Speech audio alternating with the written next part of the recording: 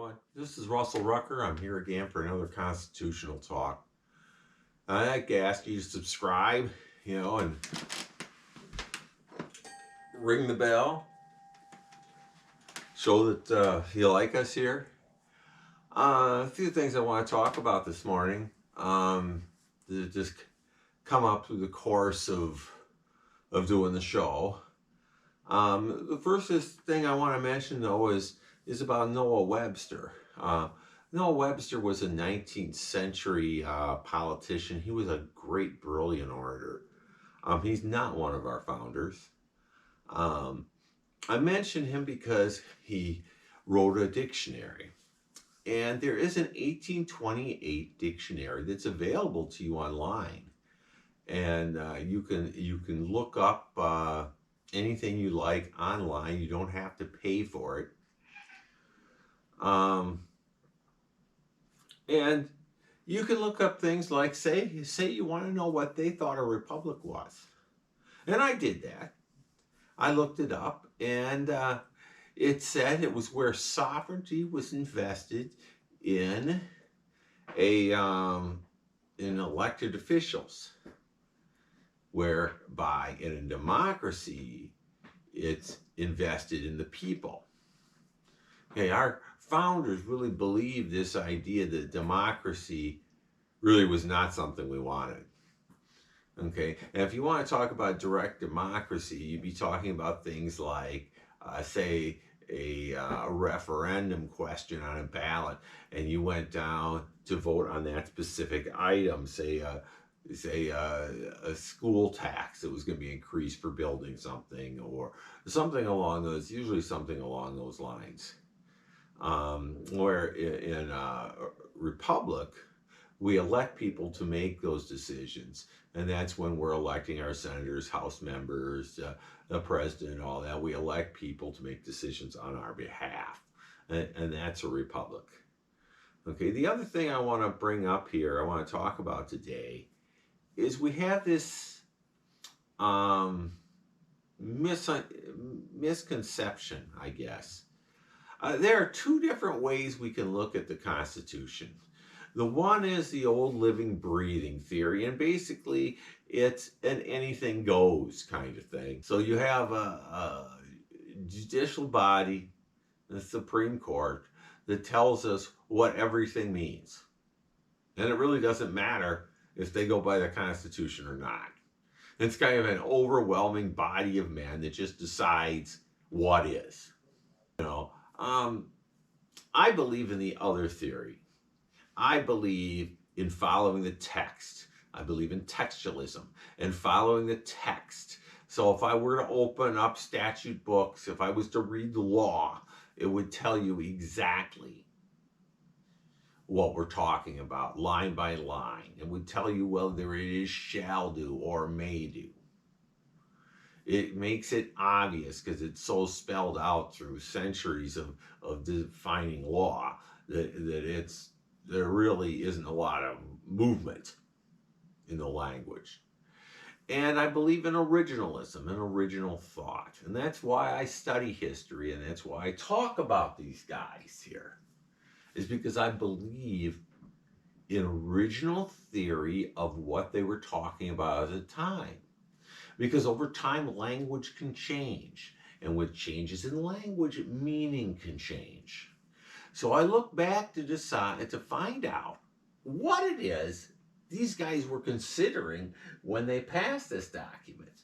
And I look back at the arguments at the time of the adoption of any amendments you want to look at. Now, the other thing that keeps coming up is the 13th, 14th, and 15th Amendments, and how they refer to all kinds of different things.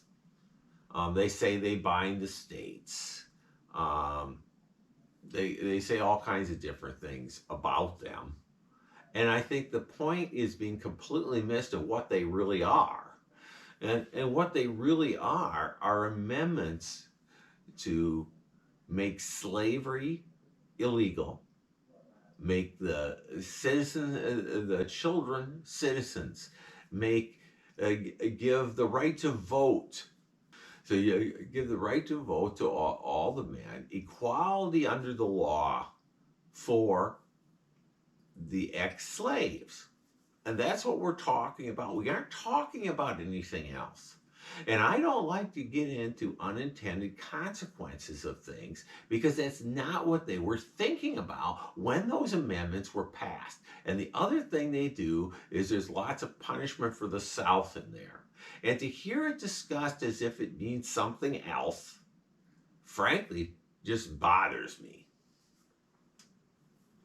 So as we go through the Constitution, you have to, I think you need to understand where I'm coming from. I'm coming from with the idea of what it actually says, based in historical knowledge. And that's what we need to understand here, I think, as we go. Because does everybody agree that Dred Scott case was correct?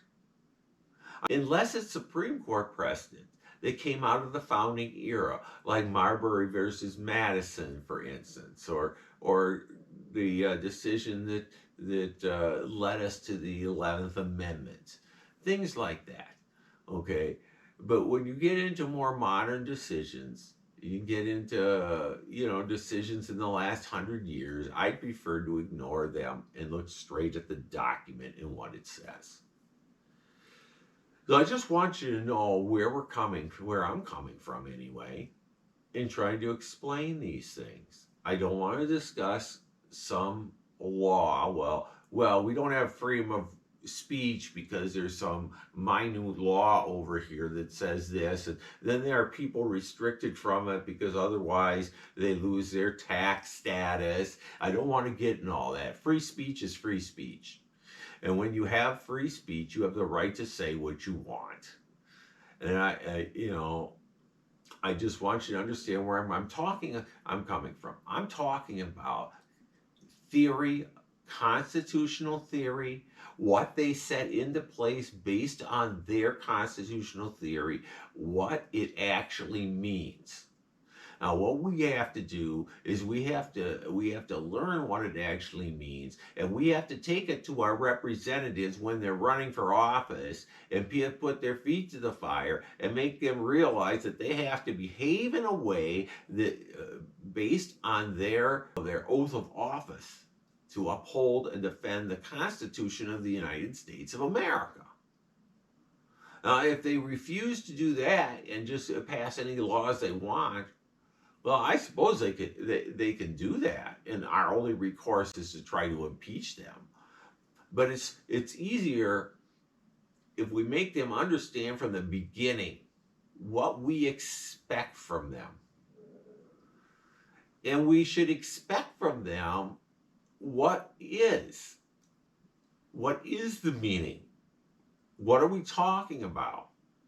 They don't have a right to just send down a dictate and tell us we have to obey if it hasn't gone through Congress. The president doesn't have the right to do that. He tries to do that. We've had presidents that have tried that and then generally been knocked down by the court. But I mean, come on. They don't have the power to do that. The power of the purse is vested in the House of Representatives. And then it goes to the Senate, and then it has to be signed by the president to become law. Until it becomes law, they have no right to tax us for anything or to spend money on anything. Until we say, through our elected representatives, it's okay. I just wanted to kind of clear the air today and talk to you about this and let you get the idea of where I'm coming from. Thank you, and have a good day. I just had to do that one more time. We'll see you next time.